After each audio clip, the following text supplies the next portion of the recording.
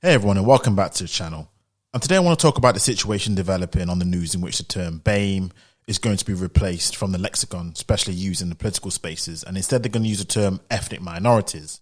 Now, after that piece was announced, it went even further, in which David Lammy was speaking about this, and he went further to say that why should the term black be used when this referring to black people? Because he's born and raised in the UK and he should be called English or British.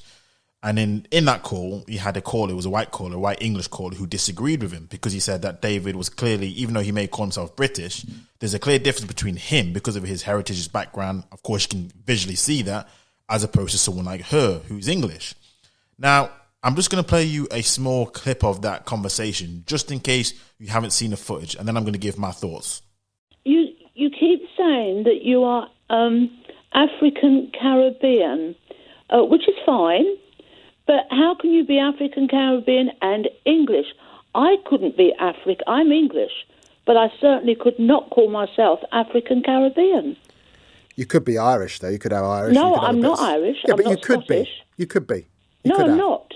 Because I have looked my name right the way back to the Middle Ages, my maiden name, and I'm Anglo-Saxon. Great.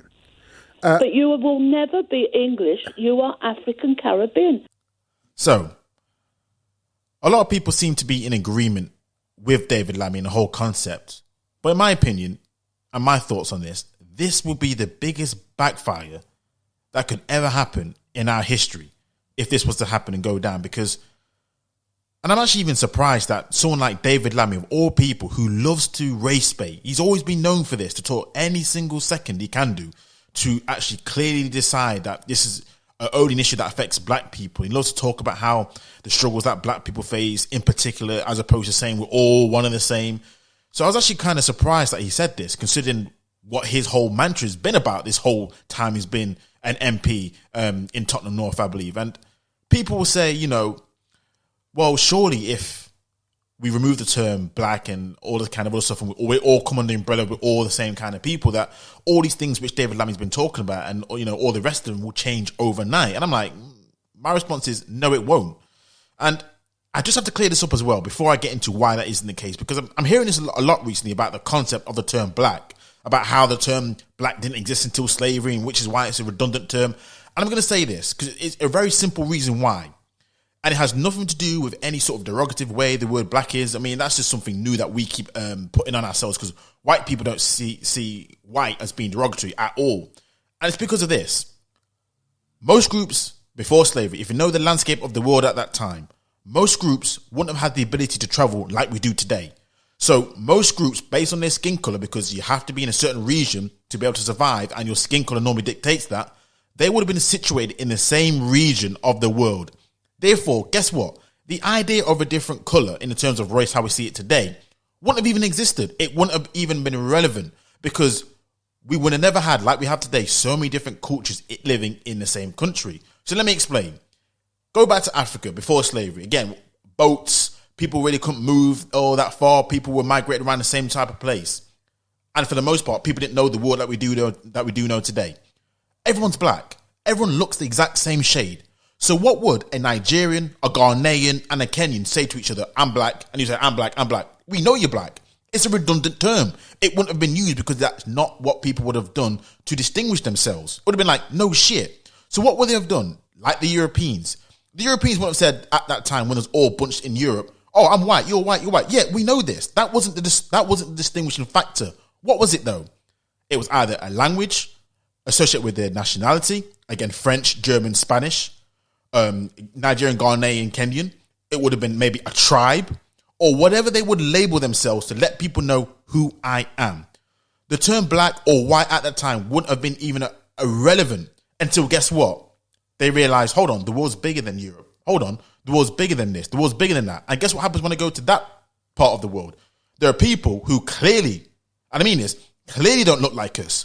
Therefore, we need to have a descriptor term to make sure that we can clearly distinguish ourselves between that person. Because, and what would it have been? It would have been based on our skin color first. That doesn't mean that the rest of it goes out the window, but that just would have let us know that, guess what? You are black, I am white. For example, if I was to say I'm British and the white person say they're British, you're like, that's fine. But if someone was to do a historical story about my life and cast the person as a white person, that would be historically inaccurate. And we would hear, black people would not like that. Why? Because we do care about our race. And that's the biggest reason why I'm saying about this will all backfire. Representation matters, whether they're black or white. We've seen it all last year and this year regarding the Black Lives Matter movement. We care about how black people are treated. I don't care what label you put on it. We care how we as people, as groups are treated, whether we associate with skin color, associate with our political group, associate with gender. We all care because we all care about representation. Why do you think people care about women in the boardroom? Why do you think people care about black people in the boardroom? Why do you think people care about we only hear left-wing views as opposed to right-wing views? Representation has always mattered to us as a people. So, of all people who I thought would be, a little bit understanding of what would take place, I thought David Lammy, of all people, would have realised what would have happened. Because what has been the biggest issue that we've been talking about since we've been on these shores? It's about black people not being represented. Black people facing all these struggles. Black people doing this. Black people can't get on in life. Black people can't do this. Black people can't do this. This is what we've been talking about. Now, if we remove that tag and say that we're all British, then guess what's going to happen? And if you're really clever, if industries are really clever, guess what they'll do? They'll say this. When it comes to asking what kind of diversity is in the boardroom or diversity in the workplace, you'll say this. Well, hold on a second. We're all British. So diversity is irrelevant now. You can just forget about it. There's no black, there's no white. We're all the same. So guess what's going to happen when we actually look into it? You'll be like, hold on a second. We're all British, but they all look a similar sort of shade. And someone will also say they all look probably a similar sort of gender. But now, because you're removing all these labels, which you guys are saying, oh, it's, oppressive, aggressive, it's all this kind of other BS which you guys associate with a label, which, by the way, is just a descriptor term. Just a descriptor term. Black is a colour. White is a colour. It's just a descriptor term. But again, with these descriptor terms, we all know exactly what kind of importance we place on it because we care about who looks like us or in certain positions. We all care about it. White people have been caring about it, even though they say they don't. How do I know that? Evidence with the Sainsbury's advert. Evidence when we see black people being put into positions at the behest of white people. What do white people say? Oh, you're box ticking. Oh, you're doing this. But hold on a second, white people. You were saying that you don't see colour. Hold on, white people. You were saying that colour doesn't matter. So if that's the case, why do you care that black people are in a position? Because guess what? That's a complete lie. Representation matters. White people care about white people, how they're treated and win their communities as they should.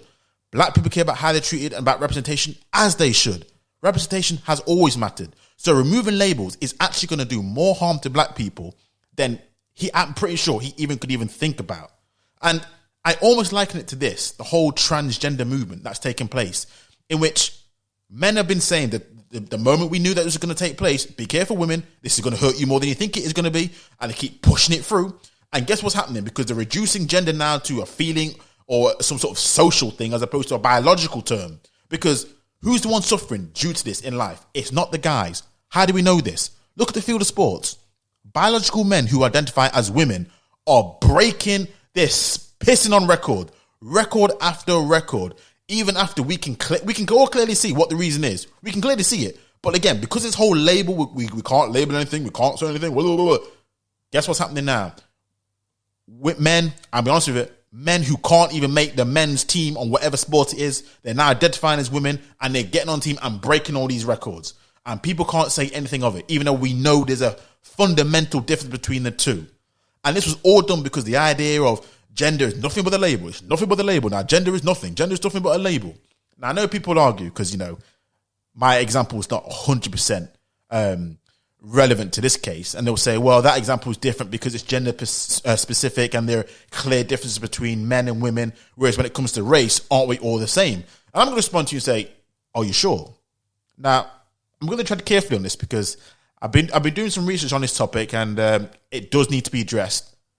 And I don't want to upset people because this will really trigger some people. I know it will, but are you sure there are no clear differences biologically when it comes to the races? Because when it comes to things that we see, again, clearly with our eyes, I mean, a blind person would tell you this. When it comes to, let's say, the 100-meter sprint in the Olympics, who do we see on average dominating the fields? Now, last time I checked, I was on the impression it was due to a biological, innate situation where certain people have faster twitch muscles. Again, founding only certain groups of people, which at the moment we can't seem to label. Can we guess what type of people they are? Now, let's go to swimming. Again, on average, who do we see dominating these events? Again, last time I checked, I heard it's because of an innate biological reason related to bone density and bone structure. Now, can we guess what type of people they are? But again, can we? Because we're removing labels. Now, that's sport. What about intelligence? Surely, if it comes to differences between races when it comes to bone structure, we know the difference between blood type. We know the differences between what certain groups are of a propensity to get certain illnesses, temperament. Again, we've discussed sport. Then doesn't that also explain why we see certain races dominate certain areas in life as opposed to others? Because I thought, again, doing my little research so far, intelligence is also another trait that's inherited. Food for thought, eh? So I'm going to stop right there because I don't want to go any too further right now. I've said enough, but that's what I wanted to say for today. This term, removing the term black, is going to definitely backfire on us in such monumental... It ain't even going to be funny how much it's going to actually backfire.